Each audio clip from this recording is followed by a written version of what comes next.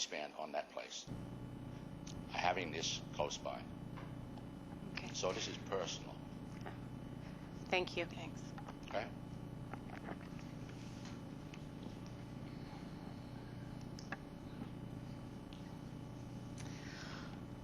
Well, good evening, and welcome to the June 6th regular meeting of Council. The City of Parksville recognizes the people of the Coast Salish Nations and their traditional territory upon which we gather with gratitude. At this time, I'd like to just make a personal note. This week we had a fatality in Parksville, and I'd like to offer my condolences as well, I'm sure, as Council and staff. And if we could have a moment of silence, please. Would you like to stand?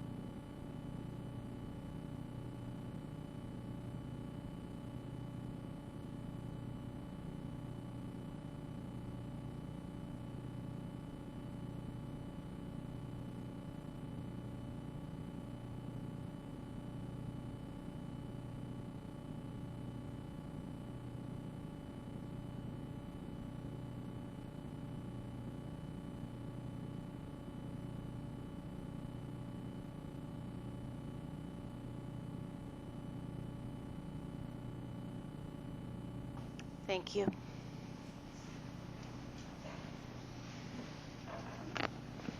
And now we're moving into the adoption of the minutes of the council meeting held May 23rd, 2018. Can I have a recommendation from Councillor Beil and Councillor Powell, seconded? Are there any errors or omissions? All those in favor? All those opposed? Carried. And now I need an approval of the agenda. Recommendation that the June 6, 2018 council meeting agenda be approved. Moved by Councillor Burden, seconded by Councillor Powell. Are there any errors or omissions? All those in favor? All those opposed? Carried. So tonight, in new business,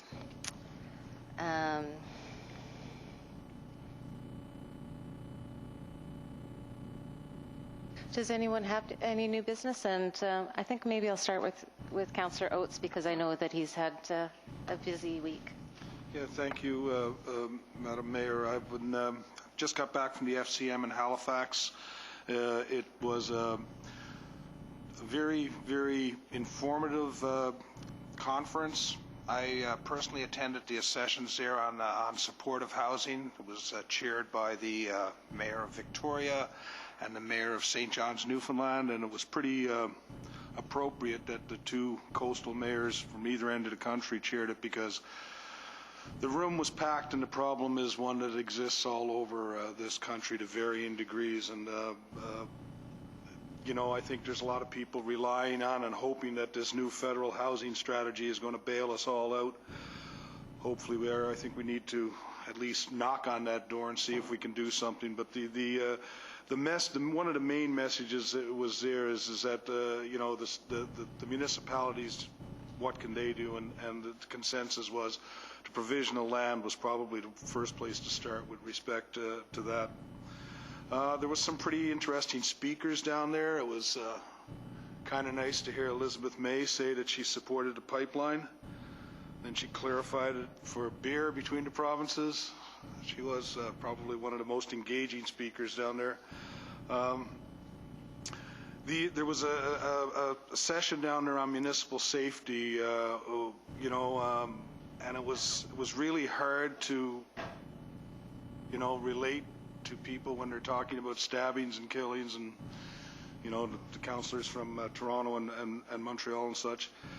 But all in all, it was a good conference. I'm glad I went. I'm looking forward to some of the information that we requested coming back to us. I've seen a garbage can there that really intrigued me. It had a solar panel on the top that ran a little compactor thing, and it could you could set it up so it sent a cell phone text message to tell you that it was half full or something. I thought it might be something worth looking at on the beach. I'll talk to Vaughn at another point, but other than that, it's good to be back on the right coast or the left coast, but it's the right coast for me. So, thank you.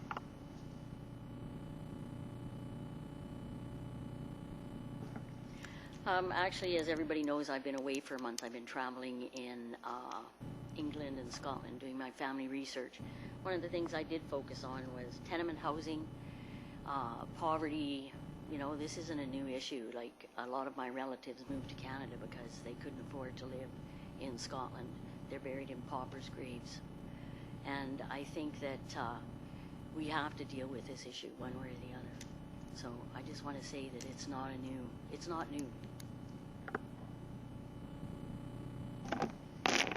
Thank you, Madam Mayor. And yes, I've been busy with various committees, but tonight I'd like to remind everyone that our broom busting season is over for this year, and I imagine that some people here in the audience, and I know that many people in our community have been involved with tackling the problem of broom in our community. Broombusters have been working in the area for many years to prevent the spread of invasive species like Scotch broom and gorse, and they're very detrimental to our community. It spreads rapidly. It can render farmland unusable for growing food crops. It destroys pasture lands. It's toxic to grazing animals, inhibits the regrowth of forests, eliminates native vegetation, contains toxic chemicals, and it's also highly flammable. So I do want to take a moment to thank everyone here who has been involved with eradicating broom in the community, in our own properties, but also in common areas. And I would also like to extend particular thanks to 3 individuals who really deserve some special recognition for their extraordinary efforts. These individuals have devoted countless hours of their personal time, not only on their own, but to also coordinate the efforts of other volunteers, provide education, and they took on the organizing of virtually all the cuts that were held in Parksville this season. And this season there were at least 8 or 9 what we would call community cuts. So I would like to ask Council for their support to have the Mayor write a letter of thanks to Ellie Boyd, Janet Heppenstall, and Jim Gledhill to recognize their extra volunteer contributions in tackling this problem in the area. Thank you, and I think I've explained why. And these names were passed on. Well, I actually have worked alongside these 3 individuals tackling broom, but Joanne Sales, as many of you know, has launched this program in the larger area, and she brought these names to my attention just because they've really gone beyond what many others have done, and have done so in the past, and I'm sure will continue to do so in the future. Any discussion from Council? We'll call the question. All those in favor? Thank you. Councillor Salter. Thank you, Ms. Mayor. So the 893 Beaufort Royal Canadian Air Cadet Squadron had their 36th annual ceremonial review, and of course it was a very interesting ceremony. Some really interesting information. Apparently the Royal Canadian Air Cadet program was formed in 1941, and in 1975 girls were allowed to attend, and now they make up 36% of all air cadets. So it didn't take long. And just very quickly, there are some notable former air cadets. George Canyon, he's a country music singer. Joe Clark, our ex-Prime Minister. Gwen Dwyer. Gardy Garnham, with the former Lieutenant Governor of BC. Chris Hadfield. And Jeremy Hansen, another astronaut and former Governor General of Canada. So some of them have really moved on, yeah. So I only got the rank of flight sergeant, and I was a drill sergeant in Air Cadets. So. Great, thanks. Thank you, Madam Mayor. I too had the honor of attending a cadet review. I went to the Sea Cadets. I didn't do nearly the research, but I was incredibly impressed with the young men and women that are participating in these programs, and I believe the future is in good hands.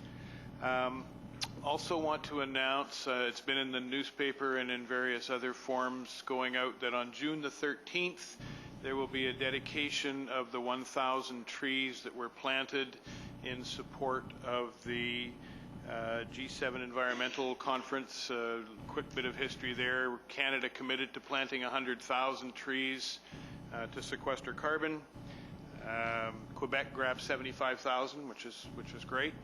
And the Mount Arrowsmith Biosphere Reserve promised to plant 1,000 and asked Parksville if they would provide the land, and it worked out really well, as we had some land available after going through the process of creating rights of way and things for the new water treatment facility. So that's happening at Topbridge Park on the 13th. And also have been participating with Councillor Beil on the continuing process of identifying the priorities within the Community Park Master Plan to bring back to Council as a recommendation, hopefully in September. So, thanks. Thank you. Well, last week I got the pleasure of doing coffee with council, and I had 4 or 5 individuals. So it was really interesting to hear some of their concerns, much like some in the audience, I'm sure, and a few other ones. Our bicycling people in the community are very adamant about safety and having areas to bike, and we are busy. We are really busy. I thought, I could get somewhere in about 5 minutes or so today, and it was 12 minutes later with the amount of construction and vehicles on the road and that today. But like some of my other councillors, I took in a few other extracurricular activities and opened up the arthritis walk that was down in the community park on the weekend. But going on in the park as well was beach volleyball with the youth, and our park is a gem. We know that, but it was full to over capacity. There wasn't any parking available, and this was an arthritis walk, so it was a little bit challenging for people to get right down to the park and having parking spots and everything available. So I am really looking forward to that community park master plan coming back again. But on part of my other business, on Saturday, June 9th, so this Saturday from 11 to 2 p.m., Vancouver Island University students have a fun day planned for residents. The event, one of the engagement activities for the Parks, Trails and Open Spaces Master Plan, is being held in partnership with the Friends of Foster Park. So the student lead Spring Mini Parks event will feature a variety of games, a barbecue, scavenger hunt, face painting, as well as many activities for residents to provide their ideas about city parks and trails networks. So I hope that many can attend. And then another important announcement relates to the Englishman River Water Service project currently under construction. And so between June 13th and June 15th, a one-time essential work is required to tie in the new water transmission main into the reservoir at the Springwood Water Complex. So during this time, water supply and storage capacity will be reduced. To accommodate this switchover, we will be going to stage 4 watering restrictions, which is a comprehensive watering ban, when it will be enforced from 7 a.m. on Wednesday, June 13th until 7 a.m. on Saturday, June 16th, so a fairly short period of time. Please refer to the city's website for details, and we apologize for this inconvenience. However, it is essential for operational work to improve the water system. As many of you know, it's been ongoing for many, many years. So this is a very happy time, actually. And finally, the public is welcome to attend the official opening of the new splash park in the community park, scheduled for Friday, June 22nd at 2 p.m. This will be an opportunity to check out the new splash park, and also an opportunity for the city to thank the donors and sponsors to the project, as well as acknowledge the fundraising efforts of the Parksville Lions Club and the Rotary Club of Parksville AM. And more information about city events and activities can be found on the website and on our Facebook pages. So tonight we have 2 delegations, and our first up is a presentation by our resident regarding a proposal for memorial art in the community park. So, Mrs. Tardiff, if you can come. Perfect. Thank you.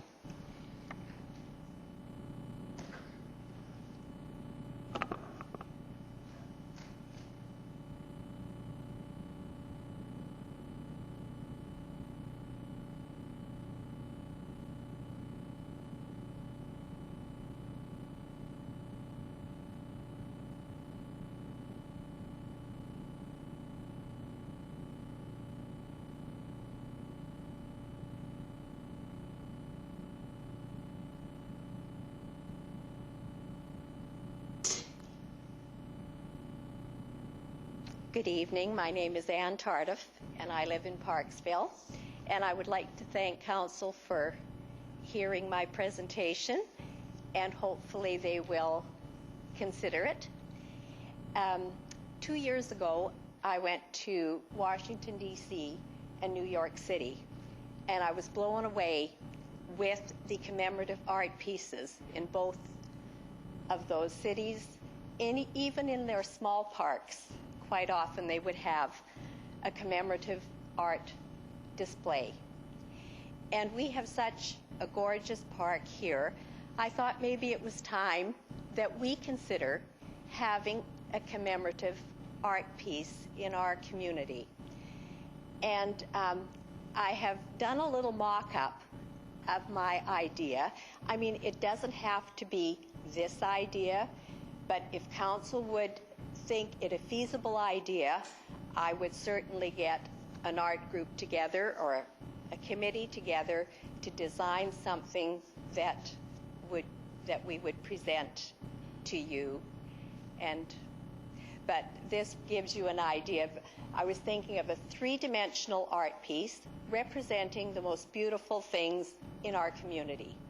The mountains in the background, the trees in the middle ground, and a wave representing the ocean in the foreground. And in front of this piece would have to be mounted fairly high off the ground so that people wouldn't climb on it and for safety issues. But in front of it, I know I've admired your stands in the park that you have now with the plaques on them explaining different things about the Brant Festival and the glass pieces. And I was thinking, in front of this piece, if we would have similar stands in front of this, and across the stand have the resin boards that you use on your new park benches with the inserts of the name of the person that you would like to commemorate. That it is an art piece that could eventually pay for itself. Because I know myself, I would be willing to put my husband's name on that plaque. And I'm sure that there are many people in our community who do not maybe have a religious affiliation with any specific church, but if they could commemorate their loved one in front of a beautiful art piece, I'm sure that they would be pleased to do so. And I've looked into material that would be suitable for this, and Gordon Grennan, who's a very good friend of mine and an artist, he brought me to visit an artist, Nelson Shaw, who has a wonderful shop right close to the co-op in Coombs, and he does beautiful artwork, birds, and I brought my idea to him, and he did just a little mock-up of what the material would be like. Everything next door to him is a fellow who does the powder coating. This all has to be powder coated in order to paint. So I just thought I would share my idea, and I'm willing to put more work and effort into it, as well as a bit of finance. But before I put any more effort into it, it would be important that council is on the bandwagon with me. So, and it's a piece that could be extended as we needed it. If we're doing the trees and the mountains and the wave, we could keep adding on to it. So that's my presentation. I would like to thank you all for listening. Yes? Thank you. Councillor Powell, question? Thank you, Your Worship. And so there's a couple questions that I Yes. have, and then a couple comments. So first of all, so are you thinking one location for this artwork, or is it numerous locations, or? Well, I was thinking we'd start with one Yes, piece yeah. and see how it goes. And so are you asking council for permission to place art in the park? Are you asking us to be part of art in the park? I'm asking you to be part of art in the park. Okay. And you're aware that we're doing we have a committee struck to look at the community park, and through our through that committee we're deciding right now. We have our priorities. Yes. We did the public consultation, and so I think it needs to go to that committee All right. instead of all of council. So could I make a motion that this proposal, this project, go to that committee to see where it goes in the priorities and if it can be accommodated? Thank you. So we actually had a very brief discussion at the last meeting of the Community Park Master Plan Committee, and part of that discussion moved to a concept of looking at art in public places in general. So rather than restricting it to the Community Park Master Plan Committee, maybe we could just revise that motion a little bit and have a strike a committee to look at art in public places and then return with some recommendations to council. I wouldn't be opposed to that. And a seconder, is that Councillor Salter?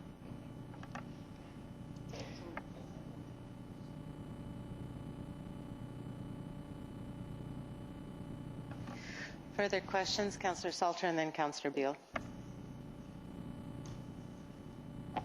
Thank you, Ms. Mayor. I was just wondering if you had any idea what the cost of one of these pieces of artwork would be. The steel itself is 8 feet by 4 feet, or you can get it 10 feet by 4 feet, and it's $80 for the sheet, per sheet. Yeah, but what would it cost so to hand it to Kim, what would it cost, or Councillor Burden, what would it cost?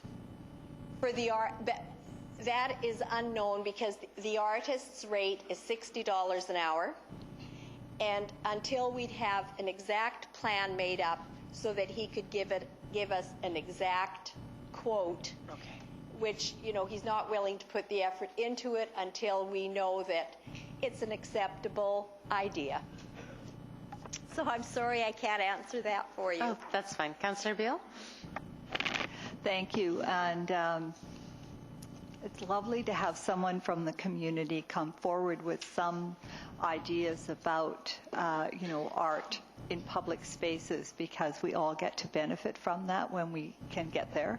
I would certainly like to support the motion.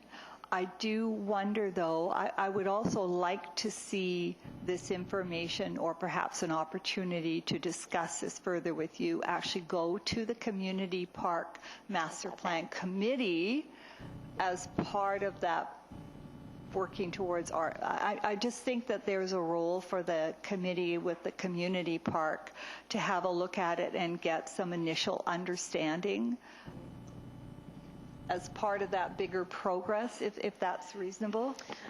So Councillor Burton and Councillor Salter are part of that committee. And oh, sorry. There you go. We're the only two that aren't. Okay. But I'm sure that if you'd like to get in contact with any of those councillors, they can get together with you. And Councillor Oates, did you have any further comments? Well, I must say I'm intrigued by the idea, and I don't want to see it die here on the cutting room floor here. So if this is what it needs to happen for it to be moved further along, I can certainly support it. I think it's a wonderful idea that deserves a little bit more exploration. But I couldn't. I mean, I couldn't commit that. Yeah, we're going to do something now. But I think it's a fantastic idea, and maybe you know, whichever committee council decides to send it to, I think it's something that should be seriously considered, and I think that it'll be well received in our community. Well, that's very positive. Thank you ever so much. Thank you. Councillor Powell. Thank you. Just to follow up so I understand, does that mean you're going to come to our committee and do a presentation? I could do that if you let me know when you want me. Just give me a call. I think my phone, I don't know if my phone number's on the sheet I gave you or not, but I'm not hard to find. Ask Mary. All right. Thank you. And before I call the question, Mrs. Tardiff, could you take your mock-up and just show it to our audience so that everyone else can see? But I thought I had to have something too. Now, it would be like the mountains in the background. This here part would be a big piece of steel, powder coated. And then we would have the tree mock up front, that, and then a nice wave in front of that. So everything, it would be three-dimensional. And then in front of all of this then would be the board with the commemorative plaques to commemorate your loved ones. This is the piece, this is the type of material that could be used.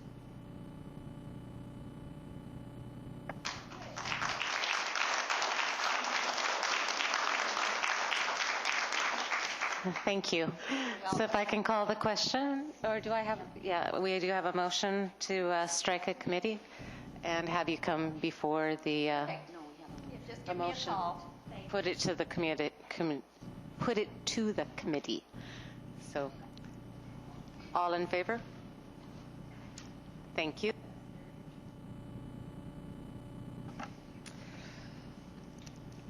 Well, our second delegation is a presentation by Mr. O'Brien and Mr. Fras to propose a solution for the housing project proposed for 222 Corfield Street South and to answer questions regarding opposition to the BC Housing Supportive Housing Proposal. So, gentlemen, if you could please come to the microphone. And I would ask the audience to try and be respectful of their presentation and of council. At this time, I know that it's an emotional topic.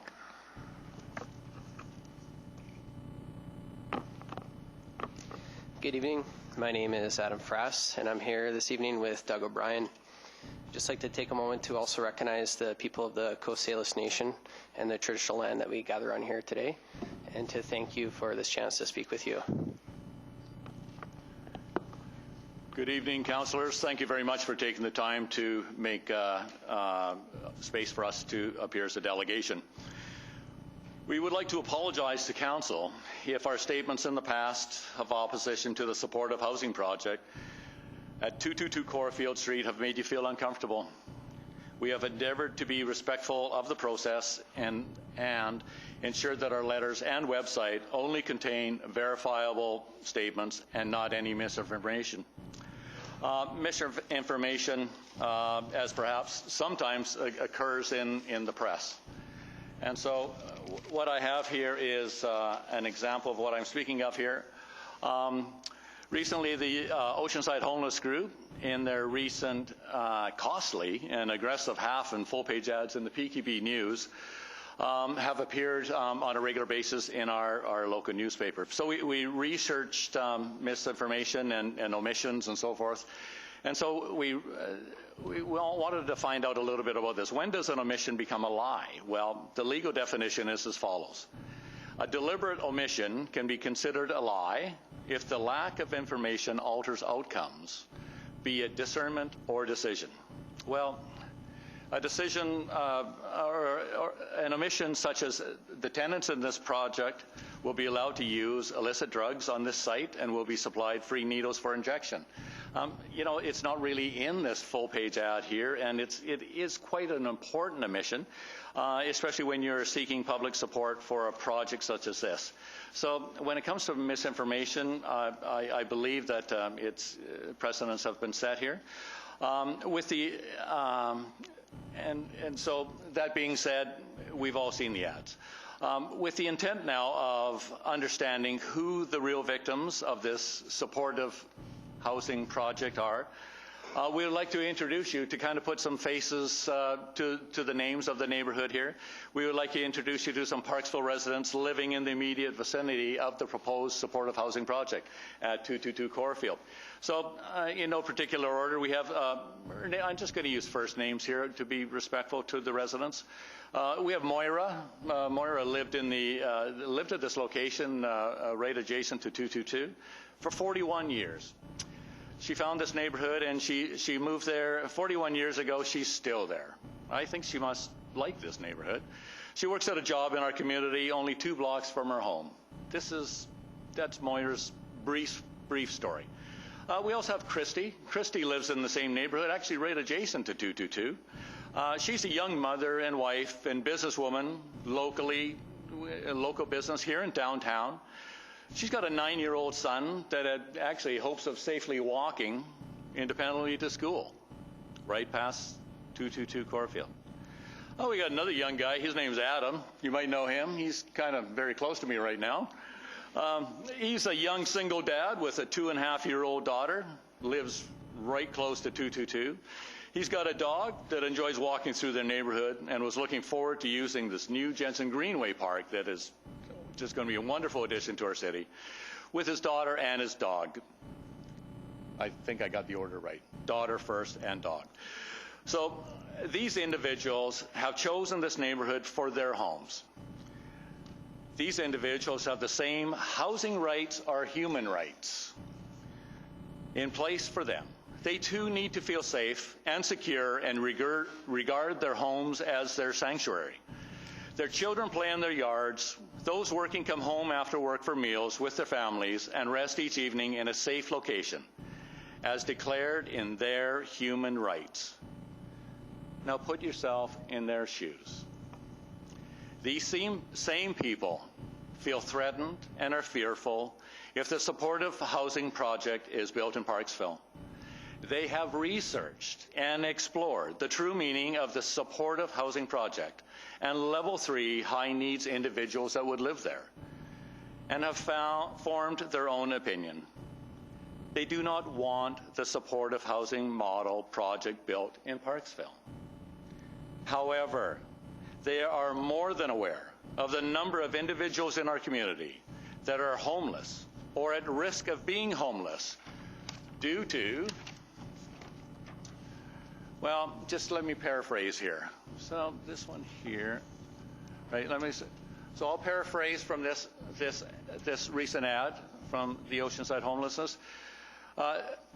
Those individuals that have suffered a recent sudden illness, job loss, divorce, or significant rent increase, right in the full page ad. Thank you, Oceanside Homelessness, for that advertisement. Fortunately, BC Housing offers a housing model known as affordable rental housing. a proposal that offers safe and affordable rental units for homeless individuals as well as seniors, families, those with mental health issues or disabilities, single parents with low and middle income means. All of these tenants would be subject to all the rights and protections also protected by the BC Residential Tenancy Act. The BC government announced in April 2018 that they will construct 14,000 new homes for renters and are already building many of these projects in communities throughout BC. It's like this was a custom-designed housing project for Parksville. The location at 222 Corfield is perfect, since it is close to shopping, medical professionals, schools, community-based support services, adjacent to the community gardens, as well as the community park and beach, all of which promotes a healthy lifestyle. In the time that I've been petitioning and engaging in open conversations with the people in our community, I think it's worth knowing that in gathering hundreds and hundreds of signatures in opposition, that I did not go outside of Parksville and instead engage with people who set foot in our community. None of the signatures I collected came from stepping outside of Parksville city limits. Why is this important? Because these are the people who work hard to live responsible lives and enjoy peaceful living that Parksville offers. And they'll be the ones that are impacted by the consequences of your choices. Parksville residents are the people that elected you. The only time I went outside of our community to speak to people about the project was to visit other supporting housing projects and to speak with the homeless at Discontent City in Nanaimo. What's interesting is the people at Discontent City, they're not in agreement with supportive housing either. They ask for affordable social housing, housing where they have individual rights and aren't under program rules. The same rights that the BC Supreme Court has ruled that every housed individual falls under the Tenancy Act. It was in the Times Colonist on May 23rd, they reported, the court's decision stresses that tenants in social and supportive housing must be covered under the residential tenancy branch. The judge is very clear that there are no exemptions here for buildings like the one run by the Portland Hotel Society in Victoria. It's reasonable to read that these rights will not be superseded by a program agreement like the one ICCS talks about, but it's not made public. It's also important to know that people that you see in opposition, like myself, the same caring and compassionate people that are your firefighters, that are your nurses, your teachers, your bus drivers, and the people that pour your coffee. We're the people who care about the entire community, including the vulnerable, and we are concerned for the safety and peaceful living of everyone in Parksville. We're not bigots or angry, hateful people, and it's a character strength that we speak up for our concerns and the well-being of our entire community. When it's said our society is measured by how we treat our most vulnerable, it's my 2.5-year-old daughter that comes to my mind.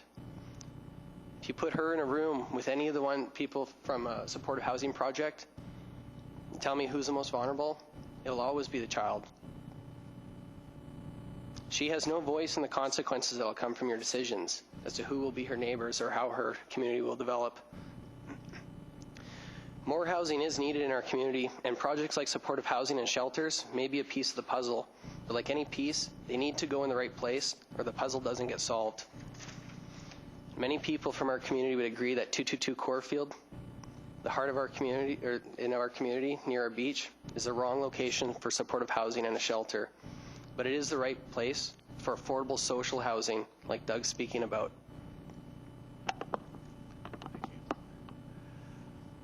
The Corfield neighborhood and many local businesses, as well as many other Parksville residents, all support an affordable rental housing project.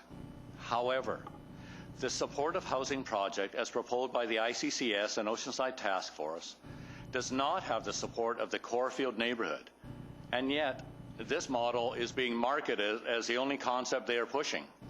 Frankly, we're befuddled. We don't understand why that this is the only project proposal that they are pushing here. It doesn't make sense to us without the blessing and the agreement of the neighborhood. In fact, with the amounts of aggression with the ads that are being taken out, it looks like bullying. It really looks like bullying to these neighbors that are already here. And bullying is not acceptable. It just isn't.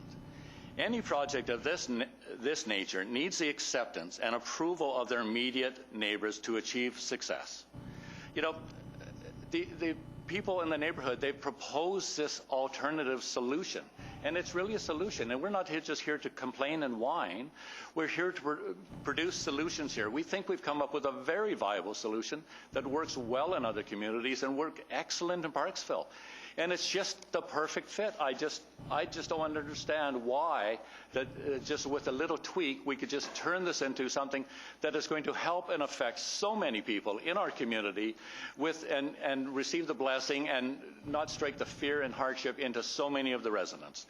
So, as it is, the existing citizens of 222 Corfield neighborhood have suffered through tears, sleepless nights, fear of loss of safety, as well as all the stress of their future being totally out of their control.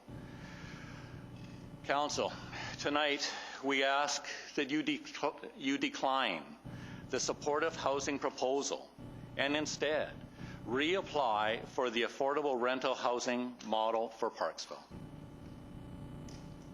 Thank you. And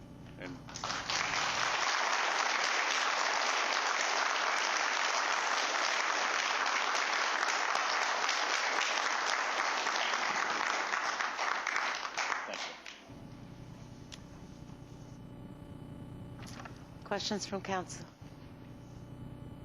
Councillor Powell and then Councillor Beil. Thank you, Worship. So I do have some questions. So you're proposing to put people on lower incomes, low-income workers, children in care, seniors, single parents in one location. Is that correct? that is correct. And so how, I'm not finished. How are you going to ensure that there's no drug use in that facility? Because it's not going to be staffed, right? So how are you going to ensure there won't be any drug use? We could only ensure there won't be any illegal use of the property as any landlord would in any other property that already exists in Parksville, whether it's an apartment down the street from you, me, or anybody else. Of course, everybody, when they take out a tenancy, is asked to abide by the law of Canada. So if anybody did not abide by the law of Canada and they were caught, then they would suffer those consequences. And but so yes. The policing, so you don't have the security for that, correct? Well, no, because Okay. we would not assume in any case that people are going to be illegal. The next question I have you talked to BC Housing about this funding model? I actually, after the last council meeting, yes, I did, Councillor Powell. Actually, I talked to Craig Crawford, which is this Vice President of Operations of BC Housing. He indicated at that time that he was very willing to talk. I said, if we can come up with some kind of compromise, because there's a lot of upset people in this town. He agreed, and in fact, he gave me his personal email. I contacted Craig Crawford, proposed the affordable rental housing proposal. He confirmed that, yes, he had received that. Thanked me very much for submitting that. I re-emailed him again afterwards. Has there been any further judgments or positions from BC Housing? I have no reply. I sent him another update. I have received no reply again to date. Okay, so do you have a nonprofit organization to take the lead on it? Have you identified one? Because I know from BC Housing that's what you need when you're doing affordable housing through the BC Housing. Did he ask you that question? No, he did not. He did not say that we had to have a nonprofit. We already have other affordable housing projects here in Parksville run by the, I believe it's the Lions Club, is it? And then the new one that just got built up on the top of Hearst. And so how many units were you thinking? Well, the beauty of this is that proposed for the supportive housing is currently showing supportive housing for 53 units. However, those 53 units also contain in that building 8 shelter bed units for the extreme weather shelter. So space would be there, and then there's also the kitchen as well, because the meals would be supplied under supportive housing, so it wouldn't be needed in this apartment building. So, and the communal eating area and preparation area, so all those units could be converted into suites for affordable rental. So the only difference being is since we're going to include single parents and their children, the suites currently proposed are studio or bachelorette unit type without another bedroom. So there would have to be some 2-bedroom, there would have to be some maybe 3-bedroom, some studio, and so forth. It would be a mix. So to come up with a name, we would say that we could use exactly the same footprint as proposed by the supportive housing project. It's just that how that is contained within the building itself would be really up to BC Housing to say, this is what's going to give you the best mix to give a proper cross-section, really creating a very vibrant little neighborhood. So who would operate it? Who would operate? BC Housing always remains as the landlord. BC Housing. But they don't do the operation of it. That's done by a nonprofit, like ICCS. Yes. Is doing the operation of this building. Well, who would do the operation of it? ICCS would certainly be welcome to be asked if they like to operate it as a nonprofit. If ICCS already is a nonprofit, so they could operate it as a landlord. Obviously, it's going to have far less staffing levels. There is no staffing level. So have you just need a manager, and then someone to handle the nonprofit. Sorry. Have you done other research into buildings similar to this? Other research just to see? Have you done research into it? Yeah, well, we just looked up other communities type of thing that already have the affordable rental housing projects being built. Yes, other towns already have this done. Okay, and or being built as we speak. Okay, and they don't have support, right? Those are that's the housing, and they don't have support. Yeah, it's a big differentiation in between affordable rental as supportive housing. Correct. Yeah, but they don't have support in there to help the renters. The ones you researched, They do not have support. Okay. It is a... Councillor Beil and then Councillor Salter. Thank you. I think some of my questions have kind of been addressed because I was curious to know more about your contact with BC Housing. So you've spoken with someone named Craig Crawford and also have had email correspondence with someone else. I didn't get that other name. No, just with Craig Crawford. He's the one he was taking this to the post. It was Craig. And out of that, did you get some information about some indication of what the timeline would be to go ahead with something like this at this time? No, it was expected that we would get into the discussions on if this. I asked him if there's a possibility that this could be applied to 222 Corfield. So with that email that I sent him, I was kind of actually hoping that there would be a dialogue. That's what I was expecting, and a dialogue is usually a two-way conversation, but so far he has not responded any further to say that he's discussing it with management, he's discussing it with ICCS, or anything. So I haven't even been able to get to that point of saying, okay, what do we need to do, what has to happen, what do we have to achieve here first? As I say, if we get a response back from them, which I think is fair and practical, we will be able to cross that bridge when we get there. And I think a dialogue is very important right here. Okay, so, and is it your understanding that, like, if in your vision of this proposal, so BC Housing would be paying for this? That would be what you would expect? Yes, pretty well, because the conditions that have already been made, and in the other communities that we researched, they didn't even include the property, whereby the property at 222 has been provided by the City of Parksville in collaboration with Qualicum and the RDN as well. So they are... I would think that they would look at the Parksville proposal as a really good deal, because the thing is that we've already are supplying the property, and the thing is that the DCCs have already been waived because we apparently, I believe, we have a policy for affordable housing to waive DCCs. So it's not a policy. It is not a policy. It's on a project, case by case, and a council decision.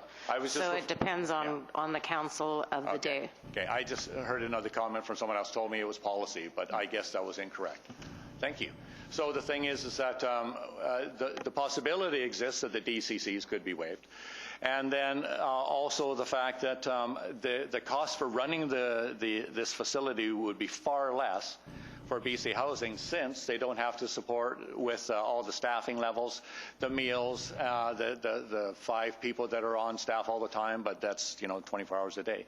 So with the union wages that would go with that, so it would be a considerable saving to BC Housing. So it has a win-win for BC Housing as well, because really their budget for providing affordable housing for BC residents would go further. Sorry, just one final question, then I know that Councillor Salter had some questions and I may have some others. So I have done a little bit of research, but I'm afraid I didn't write it down as to what constitutes, like what's the definition of affordable housing, and I understand that there are slightly different interpretations of that. Do you have, can you give information as to what kind of rent would be expected generally of people in order to live in this? Yes, I can. Thank you for asking. On the BC Housing website, it's actually a very good website. It's very easily to maneuver. So on the BC Housing website, they say in affordable rental housing projects, the rents would start at $330 a month, and they would go up in range. It's on a means-based proposal, depending on the individual. As I understand it, the people on social assistance now, the shelter portion that they receive currently is $375. They only get that shelter portion if they have an apartment, if they have a place to live in. They don't get it otherwise. So the thing is that it's very clear. So $375 is their shelter allowance. So that allowance would, just like as in the supported housing project was the same thing, it would be direct deposited into the BC Housing account because they are the landlord. So these people that are already on assistance of some sort would definitely qualify. Now, it is a sliding scale because we're not just saying just those people on social assistance. We're also saying people of low or lower income means type of thing. So they would be on a sliding scale based on their income. So it ranges from $330, I believe, to $750 or something like that. Depending, but yeah, it's right on the website, Councillor Beil. It's very clear. Yes, so it's doable. Councillor Salter, thank you. Thank you, Ms. Mayor. So yeah, I understand that there are people who are concerned about the model that is being presented at this time. And it makes sense that there's going to be questions, there's going to be ideas, and so on. And I think it's important that we listen and value what it is that we're hearing, and take that into serious consideration. Mainly because, as they said, they're talking to people who live in Parksville, not outside of the area. And it is the people in Parksville who are going to live with this. So it's important, at least to me, that we look at what do we have in common here. I don't hear anybody saying I don't want any low-cost housing. I'm not hearing anyone saying that. What I'm hearing is we need this house. We know we need housing. What's it going to look like? And so that's important. We have to look at that as a council. What do we have in common? And then what is the sticking point? What's the sticking point on this? So it's a hard decision, it's a hard decision, and but it's an important one, and it's one that's going to last, and it's going to impact the city for a long time. So we need to get it right. As a council, we need to get it right. It's important. So I do have questions. I do have some questions, and that is. You said that the supportive housing proposal was flawed. How so? Why are you saying it's flawed? As opposed to affordable housing, I guess.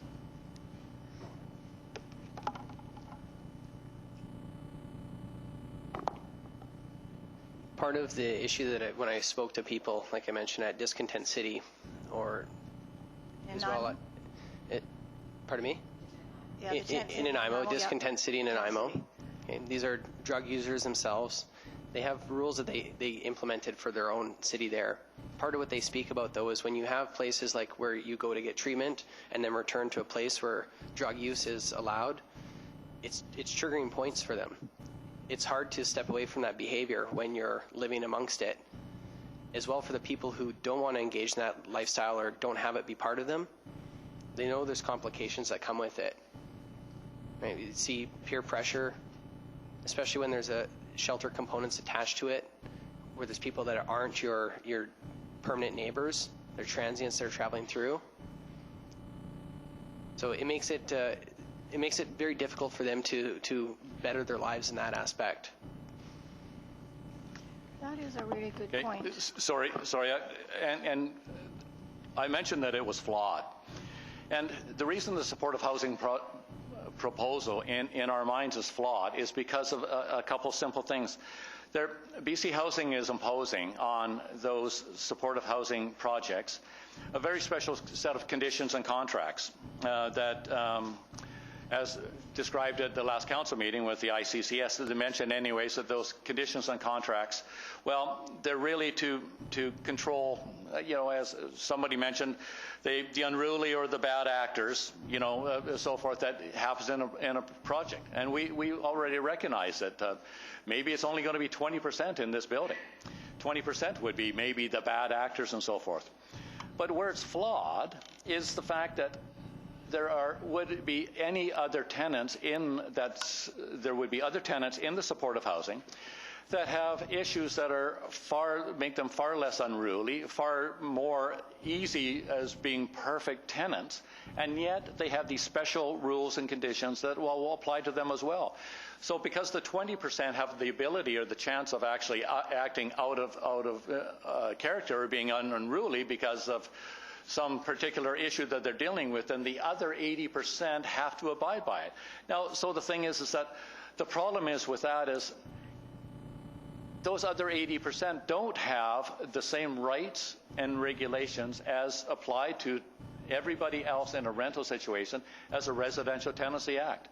The BC Housing contracts trump the Residential Tenancy Act. So thereby, the other 80%, you are taking away their rights. Their rights is that the Tenancy Act is very strong, and it's very for the landlord and the tenants, and it's a good act. But the thing is that now those people, they don't have the same rights, and there's all sorts of rules in the Tenancy Act to say about having to give notice about when you pop in for a visit. You can't just open the door because you have a pass key. There's all sorts of things in it. Now those people, they don't have those rights that they're given. So that's why I say it's flawed. And the thing is that where it is also flawed is that those 80%, and I can only speak for the Parksville proposal on this one, but the 80% are supposedly just going to go on with their lives. But the 20%, so to speak, that are identified as those with addictions and so forth, there is no rehabilitation facilities here in Parksville to help these people. These people need help. And when they need help, it's been explained to me by someone far more knowledgeable than me, that when an person with an addiction decides that they want to get clean, they want to be sober, they make a decision because they hate themselves. They're there because they don't want to be addicts. They have this addiction and they want to get rid of it. They make a decision, they come up, they come down, or whatever, they say, that's it, I've had it, I want to better my life, I need help now. Right now, not tomorrow, not when the office is open on Monday, I need it right now. Here in Parksville, there is no one that they can call, no one even proposed at this, that they can go to. There are no rehab facilities in Parksville. And the trouble is that the reality is when they're being bunched in with other people with addictions, it's not very good for them to kind of come to the terms that I want to get sober. I want to approach sobriety here. I've had it. I've done it. Because all your buddies in the next room or the room just down the hall, they're all doing it too. It's not really conducive to an element. So really, when you talk to addicts, you say, what do addicts really want? And it's surprising what addicts really want. They don't want to be in supportive housing. They don't want to be in a place with a bunch of other addicts. They want to try and come to terms with what they have going on in their life, and they want to improve themselves. So the thing is that they really don't care for it either. So by putting them all in, it's making it very difficult. And some of the individuals that were scheduled to go into the supportive housing project is very vulnerable. Very vulnerable, you know, from some of the proponents of the task force. They're very vulnerable. And to be thrown into this is really, it's not very conducive to them getting better. Thank you, Mr. O'Brien. Did you? If I could just You're finished, quickly Councillor Salter? just add one thing onto that as well. And just in speaking with people with drug addictions who are going through treatment, one of the hardships that they go through, and you're in a community that doesn't have a treatment here, is they have to leave to another community. So if they spend their time here building relationships and making friends and getting to know staff members, it breaks the continuity of those relationships that have been helpful to them if they have to uproot them and to go to another community to live. As well, when they move on from supportive housing and they go into market housing, without having the transitional housing in place where outreach workers then can go and see how they're doing, they're confined to living a life of supportive housing. And this is what we see at Uplands. They've reduced their transitional housing because they couldn't continue to work off the side of their desk to help people that were transitioning out of supportive, but who weren't quite able to make it in marketplace housing. So it became permanent supportive housing. So their lives didn't improve to the point where they can go on and be on their own. So those were some of the complications that we noticed. Thank you. Councillor Oates at this time? Council Powell, final questions. Thank you, Worship. I'd like to make a couple comments before I ask any questions. I don't think I have any questions. I don't know if everybody in this room knows, but I'm an addict. I've been clean and sober for 30 years.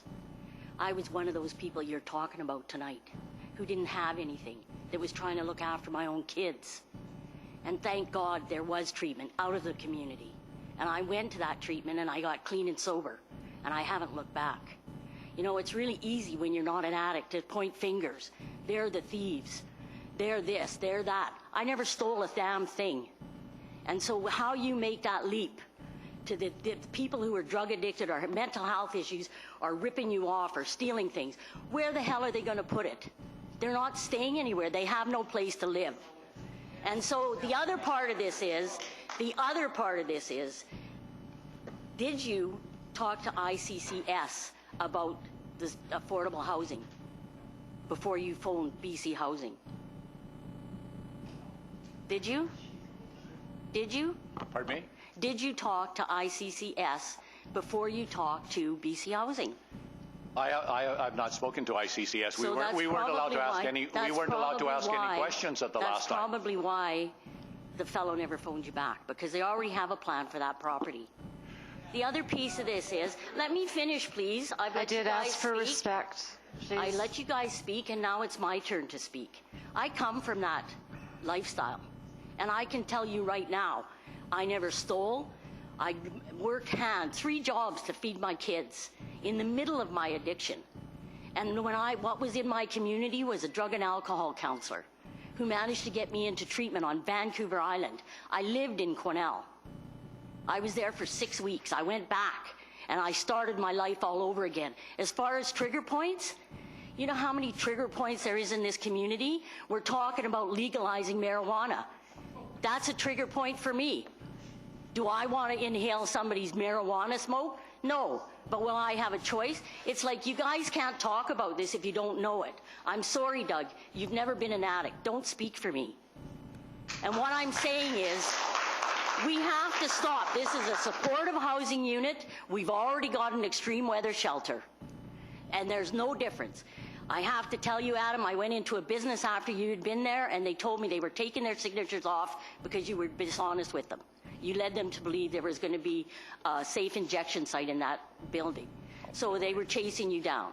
So I'm saying to you, there's 2 sides to this story. I don't think they are bullying when you say that they put the advertisement in the paper. They're informing the public. I can read anything and intuit that they're missing this and they're missing that. But I don't want to play that game. I want to go forward with what we have, do the public hearing, and make a decision. I make decisions at this table on what's best for the community. The community. And that's what I will do when the motion comes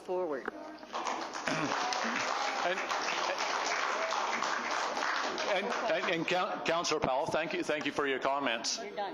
Thank you for your comments, and I don't think that we ever indicated that we thought that addicts were stealing. I don't need And so, response. no, I know, but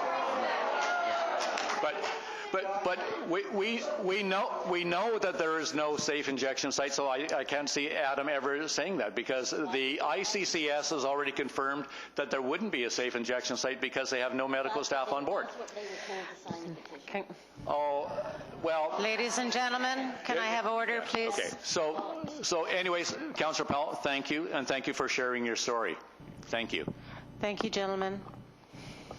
We appreciate that you came forward, and we'll see you at the public hearing.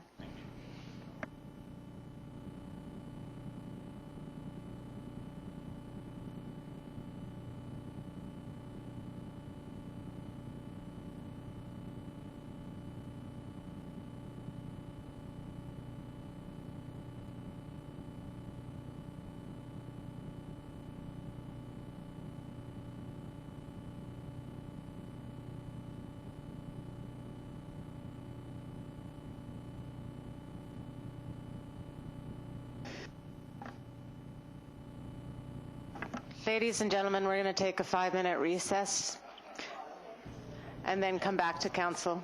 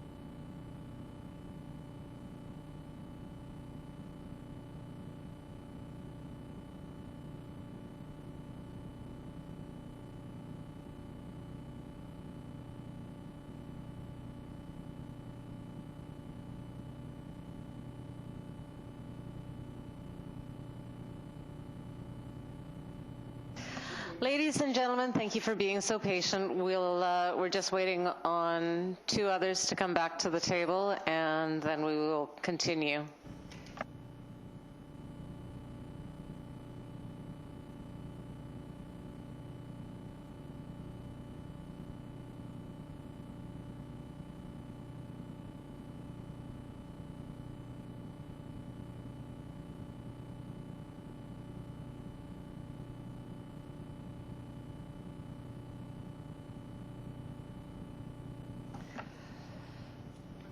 Okay. Call our council meeting back in order. This evening we have 2 pieces of correspondence tonight. One is from the Federation of Canadian Municipalities and the Special Advocacy Fund. And the recommendation is that the correspondence from the Federation of Canadian Municipalities received March 17, 2018 regarding the FCM Special Advocacy Fund be received. Do I have a mover? Councillor Oates, Councillor Powell. Now, did anyone have any discussion? Thank you. I'd like to ask Councillor Oates if this was discussed at the most recent FCM meeting and if he has anything that he'd like to share with us in terms of a recommendation regarding participation. It came up briefly, and we were encouraged to go back to our councils to encourage them to contribute to the fund, but I won't be making any motions on this item tonight. Thank you very much. Any other questions? Okay. I'll call the question. All those in favor of receiving?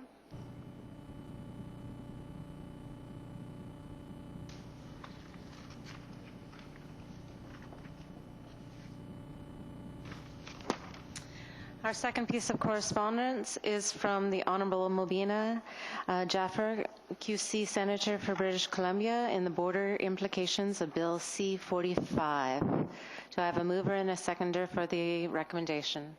Councillor Powell, Councillor Beil. And the recommendation is the correspondence be received. To all those in favor? Opposed? That's carried. On that particular item of correspondence, I found it to be very, very informative. Is there a way we can share it with the public? Is it easy to link this? Because there's the question and answer thing between the senator and the lawyer there is very, very informative, and it might even be topical for folks in our community. We can have it on the city's website. Thank you very much.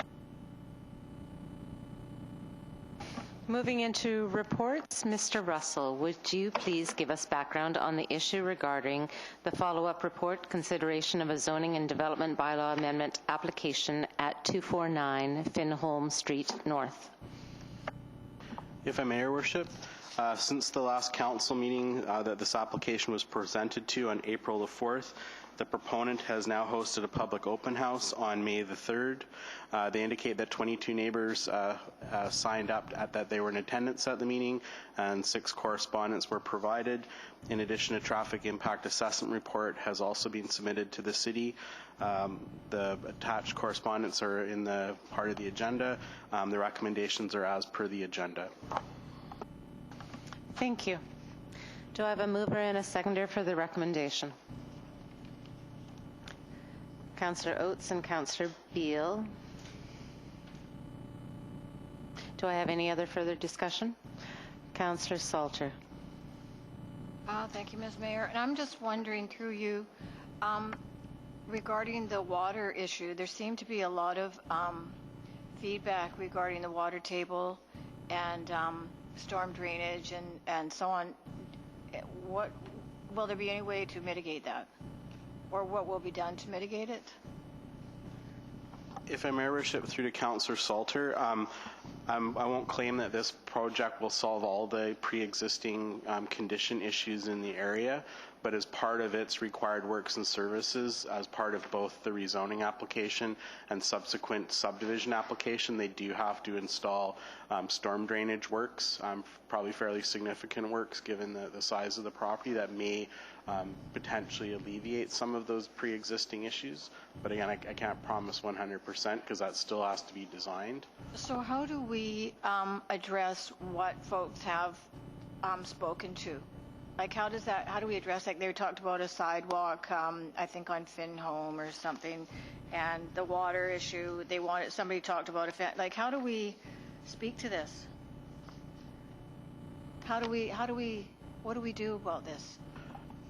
If a mayorship through to Councillor Salter, aspects of that will be addressed through the servicing works that the applicant is required to do. So they are required to provide stormwater services throughout to the property itself as part of the rezoning. And then when they do a subsequent subdivision application, all the internal roads that they construct will need storm drainage infrastructure. The lots that are created, they have a grading plan that is designed to specifically direct water towards the municipal drainage system. With respect to sidewalk and other improvements, the proponent, as noted in the prior staff report, is making a financial contribution to the city that the city can utilize for infrastructure upgrades. They are proposing to include an amended contribution of $15,744 for those types of works. That's what they estimated were the upgrade works in that general area. So the city will do the sidewalk then on behalf of. The city will be provided with the funding, and then as part of council's budget deliberations and capital improvements, anything beyond the property that would be addressed through those processes. It concerns me that there's so many comments, and then I know that the developer isn't here right now to speak to it, and really you can't really. But yeah, thank you, Councillor Burden. Thanks.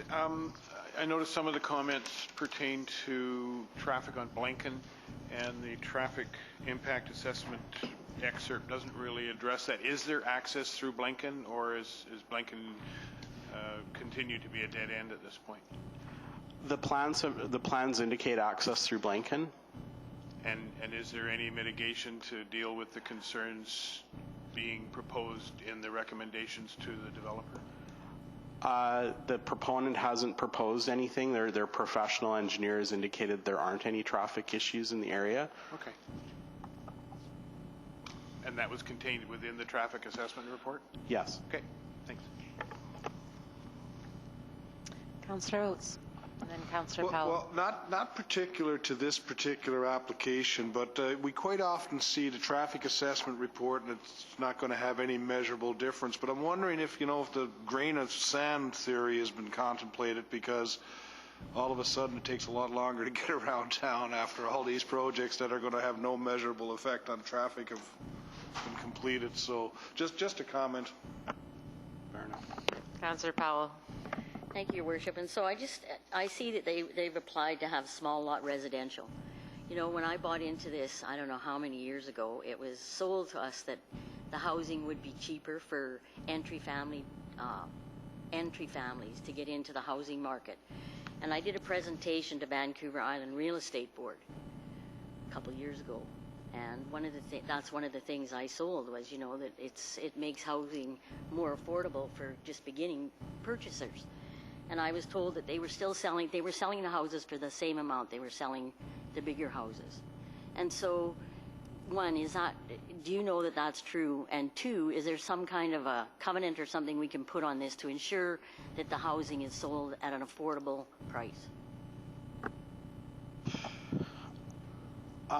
Those are, number one, I don't know, to be honest, what market rate that they will sell the houses at per se. The proponent has zoning that would allow the property to be developed as a conventional single-family subdivision. So it's not that they're going from a fairly low density, minimum 10-acre parcel size or something like that. So really they have an alternative that does not require council approval, is that they could quite easily develop the property as a conventional subdivision. There are some fiscal benefits to the municipality with smaller lots in that per resident, per number of taxpayers per area of land, it's more affordable for the municipality to maintain that infrastructure. We're servicing more people with a shorter length of road, a shorter length of pipe. So those certainly a financial benefit to the municipality. If I was a purchaser myself, I certainly would negotiate a smaller piece of land. To me, would probably be worth less. But what the market will ultimately bear on that, the market is what it is. Municipalities can enter affordable housing agreements. Those are things that can be prepared, but it's a question of whether the proponent would go ahead with this kind of proposal when they already have a pretty close type of zoning designation to what they're actually asking for. As I said, they could develop it as a complete single-family residential subdivision tomorrow without any change in zoning. And so if they weighed their options, my hunch would be that would probably be the direction that someone would go, given the difference. Follow-up, and then Councillor Beil. So do you know how many, if it's already zoned single-family dwelling, how many single-family dwelling can fit on there? Do you know? I don't know right off the top of my head, but if we look at the map you can probably get a pretty good estimate just looking at the map with the existing single-family lots below. Sorry, I'm going to try to count really quick. 1, 2, 3, 4, 5, 6, 7, 8, 9, and 10, so 11, how 12. many? Probably 20 to 25 would be my sort of ballpark. That's the way it is zoned now. Yes. And so with the single-family dwelling with small lot development, how many houses? How many lots? Okay, so 30, and right now they can get 22, so they can increase the price of the single-family dwelling for the price that they would make, so it would balance itself out. Yeah. Okay, thank you. You're welcome. Councillor Beil, please. Thank you. I just have a couple of questions for clarification, and I'm just curious with the small lots. Are there still limits as to how much of the actual land can be, let's say, covered by dwellings? If I may, absolutely. The percentages are slightly different. I don't know them right off the top of my head, but they do allow for a higher percentage of lot coverage when the lot's below a certain threshold, and then above a certain threshold, it's actually the same as the single-family residential zone. I don't recall if it was 45% or 55%. Unfortunately, I don't have that right in front of me. Follow-up? Thank you for the follow-up. Yes, I'm just thinking about how, again, that concern about allowing for some natural infiltration of water on the property. And yet, on the other hand, small lots, people will not be permitted to build a carriage house. Is that correct? If I may, Your Worship, it actually depends on the size of the property. Under at one point, the bylaw actually, if the lot was greater than 560, it actually required a carriage house. One of the historic things was going through a process to allow for a higher density and then not having it happen. So the bylaw does have a thing that used to have a provision that if there was more than 560 square meters, they actually had to provide a carriage house. That's actually no longer the case. But they can have a secondary suite within the dwellings. Yeah.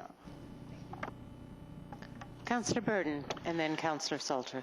Thank you, Your Worship. So given that the current OCP designates this as a denser, increases the density on this particular piece of property beyond single family, and that we've been trying to increase our housing stock, or I have been supporting increasing our housing stock to deal with the lack of housing, the lack of rental accommodation, all of the things that we are hearing on a regular basis. Also knowing that the developer has heard that we have looked at the concerns of the people that attended the open house and are hopefully going to address them, I'm prepared to support moving this forward to the next step. Councillor Salter? Thank you, Ms. Mayor. I just had one more question, and that is green space. Will there be a park in this area? And if so, is it going to be considered an outer park? If I may, Your Worship, through to Councillor Salter, Council, as part of a future application, so when we receive a subdivision application at some point in the future, they will propose either cash in lieu of parkland or actual park, and Council will make the decision on whether or not to accept that specific proposal. So we're not there yet? We're not there until a future application. Any further questions? Okay, all those in favor? Opposed? That's carried. And Mr. Russell, would you give us background on the issue regarding reissuance of a development permit for a resort accommodation development at Sunrise Ridge Waterfront Resort, 1175 Resort Drive? If I may, Your Worship, we have a situation where a proponent has an existing development permit that was approved by Council that will lapse on August the 3rd this year. In order to continue with the facilitation of the resort that is being proposed, which consists of 32 duplex units that will have 64 tourist rental accommodations in them, the proponent is requesting that a development permit be reissued. And so when we do that, we prepare a new permit with a number, but all the content is the same as the prior issued permit. And the recommendation is per as the agenda. Thank you. Can I have a mover and a seconder for the recommendation in your package? Councillor Burton and Councillor Beil. Any other questions from Council? Councillor Oates. Has the project been embarked upon? Have they started the project yet? If I may, through to Councillor, Your Worship, through to Councillor Oates, my understanding is they have not substantially started the project significantly enough to engage their existing development permit. So essentially, they haven't started it. Okay. Councillor Salter. Thank you, Ms. Mayor. There's a blue fence around the area that they plan on utilizing for the units, but there's nothing built, there's nothing, the grounds hasn't been disturbed. It is a nice area, and it doesn't impact the neighbors in any way because it's behind the Sunridge Resort itself. So there's no impact on the neighborhood. And Councillor Beil. Thank you. Just one question, and when we need to, assuming this goes forward and the permit is reissued, there is some cost of staff time. Are related administrative costs covered when this is applied for?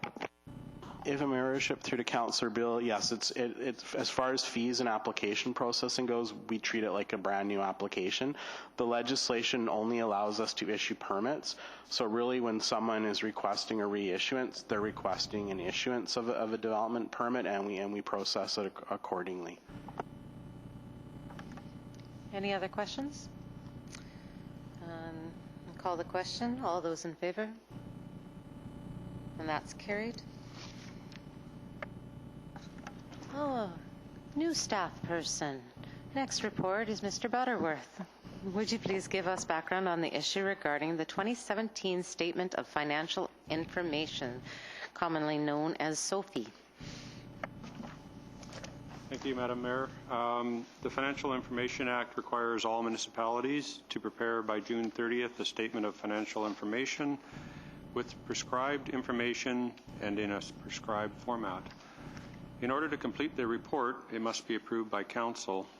The SOFI contains the City's audited financial statements, schedules of council and employee remuneration and expenses, the statement of severance agreements, and a list of payments to suppliers and contractors, plus a few other schedules. The recommendation is as per the agenda.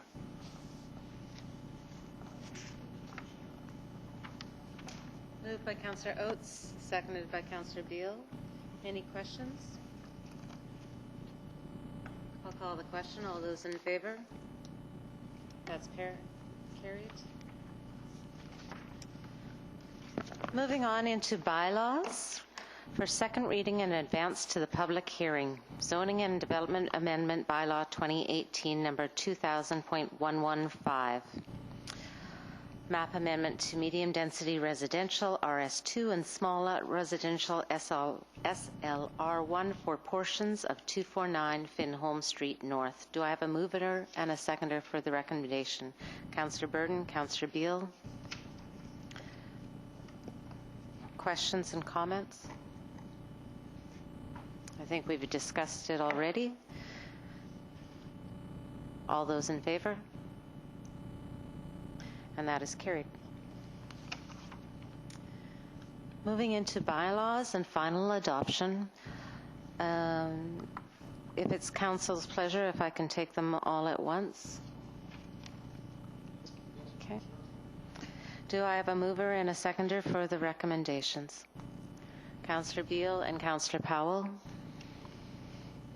Do I have any questions, comments? All those in favor? And that's carried. You know, we quickly passed that motion there, and I just want to recognize the amount of work that gets us to the point to pass this motion. For Thank you, Councillor. Like lots of our staff do it, and the public hearings and all the things that go on there, and we in 8.4 seconds, finally adopted all of those there. But there's a lot of work that goes on behind the scenes to give us the comfort to be able to quickly do it like that in 8.4 seconds. So I want to give a nod to those folks. Thank you. You are correct. I really probably should have taken them one at a time and read them out so that everyone could understand. Thank you so much. And I echo those sentiments that our staff really, truly are amazing. That leads us to adjournment. Councillor Burton, do I have a seconder? Councillor Powell. All those in favor? Thank you, ladies and gentlemen, for staying throughout our evening.